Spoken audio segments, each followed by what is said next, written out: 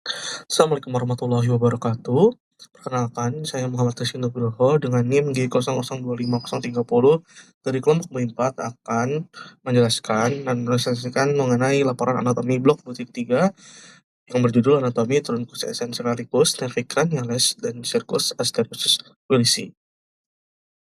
Ya, selanjutnya saya akan menjelaskan di laporan pertama, di mana di laporan pertama itu sendiri kita akan membahas penyakit yang didiagnosa oleh dokter dari Pak Harjo itu sendiri, yaitu Parkinson. Di mana keluhannya itu gerakan tubuhnya semakin lambat, kaku, dan tangan kanan itu sering bergetar sendiri atau kayak tremor. Di mana nanti ada 3 pertanyaan A, B, C, yang A itu menjelaskan letak anatomis dari substansia nigra, yang kedua ada jalan struktur anatomi anatomi apa saja yang menyusun ganglia basalis, dan terakhir juga menjelaskan secara berurutan anatomi penyusunan batang otak atau truncus encephalitis. Baik, selanjutnya saya akan menjelaskan tentang substansia nigra, di mana substansia nigra ini berada di bagian dari pedunculus cerebri. Pedunculus cerebri itu pedunculus cerebri itu ada di mesencephalon atau di midbrain. Nah, pedunculus cerebri itu ada lapisan yang crus cerebri sama tegmentum mesencephali, di mana di antara bagian itu tuh di tengah-tengahnya ada namanya substansia nigra itu sendiri. Sehingga letak anatomis dari substansia nigra adalah berada di antara crus cerebri dan tegmentum mesencephali itu sendiri. Juga fungsinya dari substansia nigra itu sendiri adalah sistem ekstrapiramidal bersama ganglia basalis. Nah, struktur ini terbagi menjadi 2 zona. Ada pars compacta dan pars reticularis. Di mana kalau pars compacta ini berisi neuron dopaminergic yang padat, sehingga neuron ini tuh mengirimkan dopamin menuju striatum melalui jalur nigrostriatal. Dopamin ini berfungsi untuk apa? Untuk menghaluskan gerakan, kalau misalnya kita menggerakkan tangan dan lain-lainnya.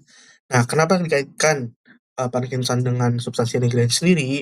Karena terdapat degenerasi progresif eee eee, dari pars compacta itu sendiri, sehingga produksi dopaminnya kan menurun drastis dan gerakannya jadinya tidak se-smooth yang eee, di smooth dahulu, karena tadi degenerasi sehingga dopaminnya menurun, jadinya gerakannya kaku dan ada timbul gejala-gejala tremor. Yang kedua itu ada pars reticulata, di mana pars reticulata itu berfungsi sebagai jalur keluarnya output ganglia basalis menuju talamus dan batang otak. Di mana bagian ini lebih banyak mengandung neuron GA GABA GABAergic, dan secara klinis ini kerusakan pars compacta ini jauh lebih berperan dalam Parkinson dibanding si pars reticulata ini, kalau kita mengkaitkan di Parkinson itu sendiri. Selanjutnya saya akan menjelaskan ganglia basalis itu sendiri. Ganglia basalis adalah kelompok substansia grisea nukleus yang terletak di central hemispherium cerebri atau di antara talamus dengan substansia alba hemispherium cerebri. Nah, ganglia basalis itu terbentuk atas struktur apa aja sih? Ada 4 struktur, ada nucleus caudatus, nucleus lentiformis, dan juga ada corpus atau nucleus amygdaloideum, dan juga claustrum. Nah, pertama dari si nucleus caudatus sendiri itu apa? Dia itu berbentuk lengkung dengan caput di ujung anterior dan mengecil di posterior sebagai kauda. Jadi di anterior dia bakal jadi si caput atau kepala sendiri, dan di posterior jadi sebagai kauda. Nah, makanya dia ada namanya caput nucleus caudatus sama kauda nucleus caudatus. Kalau caput nucleus caudatus itu melanjutkan diri ke dalam putamen, dan kalau kauda nucleus caudatus itu berakhir di kompleks amygdaloideum sendiri. Kedua ada nukleus lentiformis. Itu dari 2 bagian, ada putamen di bagian lateral dan globus pallidus di bagian medial, yang dipisahkan oleh lamina. Lamina apa? Lamina medullaris externa. Yang ketiga ada corpus nucleus amygdaloideum, itu berhubungan dengan sistem limbik dan juga berhubungan erat dengan ungkus pada gyrus hipokampi. Yang terakhir ada claustrum. Nah, claustrum itu lamina grisea tipis di antara putamen dan insula. Nah, tadi kan juga dijelaskan kenapa kok substansia grisea ini ada hubungannya dengan si ganglia basalis sendiri. Karena di bagian eee eee, apa ya, di bagian si substansia nigra itu sama-sama di mesencephalon. dan juga tuh berfungsi, menghasilkan si dopamin itu sendiri kan, yang akan memodulasi gerakan. Nah, hubungannya itu ada bagian namanya di striatum, di bagian ganglia basalis, itu ada hubungannya dengan substansia nigra. Ada jalur nih, kalau bisa dilihat tuh ada jalurnya yang disebut dengan jalur nigrostriatal. Nah, jalur inilah yang, merupakan jalur yang mengalami kerusakan utama pada Parkinson. Makanya tadi kan ada udah degenerasi sehingga nanti, dopaminnya akan menurun. Nah, itu hubungannya dari ganglia basalis dengan substansia nigra. Ya, selanjutnya saya akan menjelaskan tentang trunkus encephalitis, di mana, apa saja sih yang menyusun dari trunkus encephalitis dari atas hingga ke bawah. Nah, batang otak sendiri atau mesencephal itu merupakan, struktur yang menghubungkan alas cerebrum dengan medulla spinalis. Nah, selain menjadi jalur lewat impuls saraf, si mesencephalon ini mesencephalon ini juga atau batang otak ini, berisi pusat-pusat vital kehidupan serta tempat keluarnya sebagian besar nervus cranialis. Dari atas ke bawah ini ada urutannya, yang pertama midbrain atau si mesencephalon itu sendiri, juga yang kedua ada pons, yang ketiga juga adalah medulla oblongata. Nah, di bagian-bagian inilah 3 bagian inilah yang menyusun dari si trunkus encephalitis atau si batang otak itu sendiri. Ya, selanjutnya saya akan menjelaskan dengan laporan kedua, di mana ada kasus Pak Joko berusia 60 tahun mengalami pusing berputar atau vertigo, juga ada penglihatan ganda atau diplopia, dan kesulitan menelan saat sedang makan siang. Dia juga merasakan separuh badan kirinya mendadak lemas, dan saat di CT scan, kepala dokter mendiagnosis Pak Joko mengalami stroke batak otak akibat adanya penyumbatan pada pembuluh darah. Ada 3 bagian yang kita akan bahas di eh, laporan kali ini. Pertama ada sistem vaskul dari Circulus arterius Willisi-nya, yang kedua ada 3 bagian utama penyusunan tadi batang otak, yaitu mesencephalon, pons, dan medulla oblongata. Yang ketiga itu ada gejala pada wajah si Pak Joko itu, apa sih, kaitannya, nervus-nervus apa saja, di bagian di Pak Joko ini yang bermasalah. Terutama tempat dan nama di situ disebutkan nomor, nama dan fungsinya. Yang nuklasinya itu tempat keluarnya terletak di bagian ponsnya yang bagian mana gitu. Nanti kita akan jelaskan di slide berikutnya. Ya, selanjutnya saya akan menjelaskan tentang vaskulasi circulus arterius Willisius sendiri. Di mana kalau kita lihat dari bawah, di bagian yang arteria vertebralis, jadi di bagian bawah nih, di arteria vertebralis itu dari dextra sinistra tuh, pembuluh darah ini berjalan naik dari leher masuk ke dalam rongga tengkorak melalui foramen magnum, lalu naik menyusuri permukaan medulla oblongata. Lalu lanjut lagi ke arteri basilaris. Nah, di perbatasan antara medulla oblongata dan pons, pasang arteri vertebralis tersebut menyatu bergabung menjadi satu arteri tunggal besar yang berjalan naik di sepanjang permukaan depan pons. Nah, habis itu ada arteria cerebri posterior dextra maupun sinistra di ujung atas pons. Arteri basilaris ini berakhir dengan bercabang dua menjadi sepasang arteri untuk memberi makan otak bagian belakang lobus occipitalis. Nah, habis itu pembentukan dari cincin si circulus atau Willis itu sendiri, di mana nanti itu ya ada arteri communicans posterior, merupakan yang kanan kiri di muka apa? Jembatan pembuluh darah yang menghubungkan antara arteri cerebri posterior, dengan arteri carotis interna. Lanjut lagi, ada arteri cerebri anterior kanan maupun kiri, cabang lanjutan dari arteri carotis interna yang berjalan ke arah depan di antara belahan otak besar. Lalu terdapat juga ada arteri communicans anterior, di mana dia penghubung pendek di bagian paling depan yang menyatukan apa? Arteri cerebri anterior kanan dan kiri, sehingga lingkaran cincin Willis resmi tertutup sempurna. Ya, selanjutnya saya akan menjelaskan tentang 3 bagian utama penyusun struktur anatomi batang otak.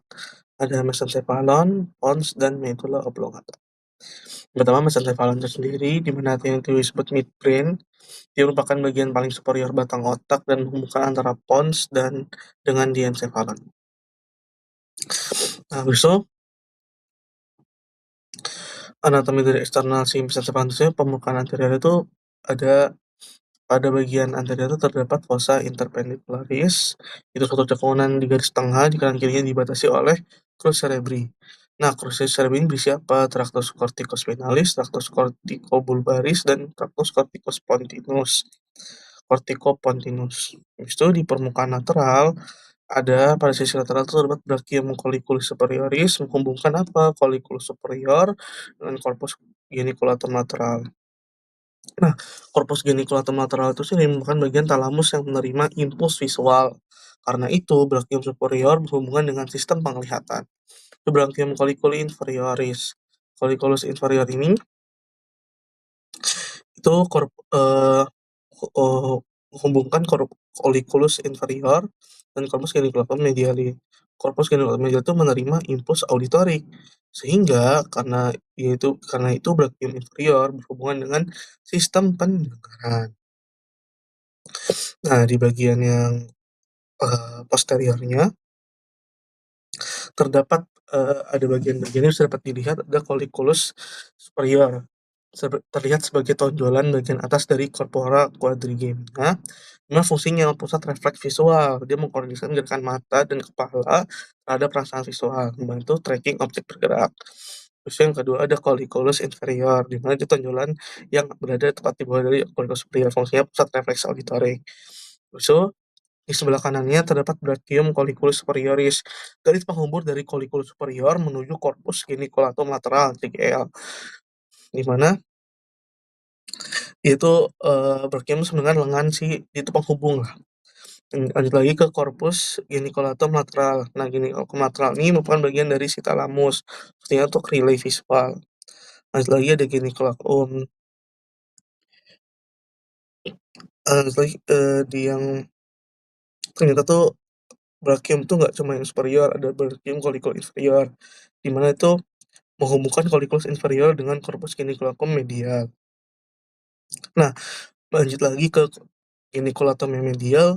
Geniculatum medial itu bagian talamus yang menerima impuls pendengaran. Nah, habis juga terdapat ada nervus trachealis, nervus 4. Nah, bisa dilihat tuh tepat di bawah colliculus inferior. Ini sangat khas kenapa? Karena nervus trachealis ini adalah satu-satunya nervus cranialis yang keluar dari permukaan posterior batang otak dan menyilang atau decussatio sebelum keluar. Fungsinya apa? Menginfarksi musculus obliquus superior, gerakan mata, depresi bola mata, intorsi, dan sedikit abduksi. Kalau lesi bisa jadi diplopia vertikal. Selanjutnya ada pons, di mana pons itu terletak di antara mesencephalon dan medulla oblongata. Disebut pons itu karena menghubungkan cerebellum, dan medulla oblongata. Secara anatomisnya itu dia di permukaan yang anteriornya tuh pada bagian itu terdapat sulcus basilaris, bisu alur yang ditempati arteria basilaris. So, nervus yang keluar dari pons itu ada nervus eh, nervus trigeminus, kalau di sisi anterolateral pons, fungsinya sensorik wajah. Dan pada sulcus pontomedularis tuh dari medial ke lateral keluar tuh ada nervus 6 abducens, menggerakkan musculus rectus lateralis. Habis itu ada nervus 7 facialis, di mana menggerakkan otot ekspresi wajah. Dan nervus 8 vestibulocochlearis, fungsinya untuk apa? Pendengaran dan keseimbangan. Nah, di anatomi internalnya itu terdiri di basis pontis. Bagian anterior itu berisi nukleus pontis dan serabut pontocerebellar. Ada tegmentum pontis, bagian posterior berisi nukleus 5, 6, 7, 8, dan formatio reticularis. Dan fungsi pontis sendiri merupakan jalur sensorik dan motorik keseimbangan respirasi dan penghubung cerebellum dan cerebrum. Selanjutnya saya akan menjelaskan tentang si medulla oblongata, di mana ada yang kiri ada aspek yang depan, atau yang saya bilang di ventral, sama di bagian yang dorsal. Nah, medulla oblongata merupakan bagian terbawah dari batang otak, berlanjut menjadi medulla spinalis pada foramen magnum. Nah, di anatomisnya itu, di bagian yang depan, di bagian ventral tuh, bisa dilihat ada piramis, ada oliva, sulcus ventrolateral, dan decussatio pyramidum. Nah, si piramis ini bukan apa? Penonjolan karena pendesakan dari traktus piramis. Selanjutnya lagi ada oliva, sorry. De Oliva menemukan penonjolan karena pendesakan dari nukleus Olivarius inferior. Pada sulcus ventrolateral itu dilewati oleh nukleus nervivagus. Sudah ada decussatio pyramidum merupakan yang memisahnya traktus dari pyramidium. Lanjut lagi ke bagian yang belakang. Di bagian dorsal tuh sulcus posterolateral itu dilewati nervus apa? Nervus 9, 10, 11. Dan juga nervus yang keluar di belakang dari lanjut tadi yang kalau di bagian ventral itu di oliva itu ada nervus vagus, nervus 10, nervus 9, dan nervus 11 tadi yang bisa dibilang. Habis itu fungsi dari medula oblongata sendiri itu apa? Ada respirasi, denyut jantung, tekanan darah, menelan, batuk, dan muntah. Habis itu misalkan ada pertanyaan kayak, kenapa pada kasus Pak Joko ini diplopia dan vertigo itu mengarah ke lesi pons? Karena pons ini mengandung nukleus nervus 6 si apusen itu yang berperan pada gerakan mata sehingga lesinya menimbulkan diplopia. Dan saya akan menjelaskan nervus-nervus apa saja yang keluar dari pons dan juga ada kaitannya dengan Pak Joko. Jadi gejala-gejala yang ada di laporan, di kasus itu ada hubungannya dengan nervus-nervus yang ada di pons. Ada bisa nanti akan dijelaskan apa gejalanya dan di bagian mana. Ya, yang pertama nervus abducens atau nervus cranial 6. Tempat keluarnya di pons keluar di mana? Di bagian medial pada sulcus bulpontinus, perbatasan pons sama medula. Nah, kondisinya tadi di Pak Joko itu terjadi diplopia atau penglihatan ganda. Nah, itu kenapa? Karena ada lesi akibat stroke pada pons bawah yang merusak nukleus atau serabut nervus cranial yang ke-6 ini. Lanjut lagi, yang bermasalah itu ada di nervus yang ke-8 atau bisa disebut nervus vestibulo-cochlearis. Karena tempat keluar di pons itu keluar di mana? Keluar di bagian paling lateral pada sulcus bulbopontinus. Nah, kondisi klinisnya itu tadi jadi apa kalau misalkan ada masalah di situ? Terjadi vertigo atau mengalami kepala pusing berputar. Lanjut lagi, ada di nervus yang facialis. Nervus facialis itu nervus yang ketujuh, di mana tempat keluarnya tuh di sebelah lateral nervus 6 pada sulcus bulbopontinus dalam angulus pontocerebellaris, di mana gejalanya itu mengalami gejala pada wajah atau lemas asimetris di separuh wajah akibat tumbuh-lumpuhnya otot-otot ekspresi wajah. Terus juga ada nervus yang tadi itu ada nervus trigeminus atau nervus yang kelima. Tempat keluar dari ponsnya itu keluar di sebagian berkas saraf besar langsung dari sisi anterolateral jembatan pons, dan dia tuh kalau jadi lesi di gejalanya tuh dari Pak Joko itu mengalami kesulitan menelan atau disfagia karena gangguan inervasi pada otot-otot dasar mulut yang berfungsi mengangkat laring saat menelan makanan, sehingga makanya tadi Pak Joko nggak bisa menelan. Nah, nafas-nafas inilah yang keluar dari pons dan juga bermasalah ketika tadi terjadi masalah di Pak Joko itu sendiri. Mungkin cukup sekian dari saya, laporan praktikum anatomi blok 23 ini. Wassalamualaikum warahmatullahi wabarakatuh.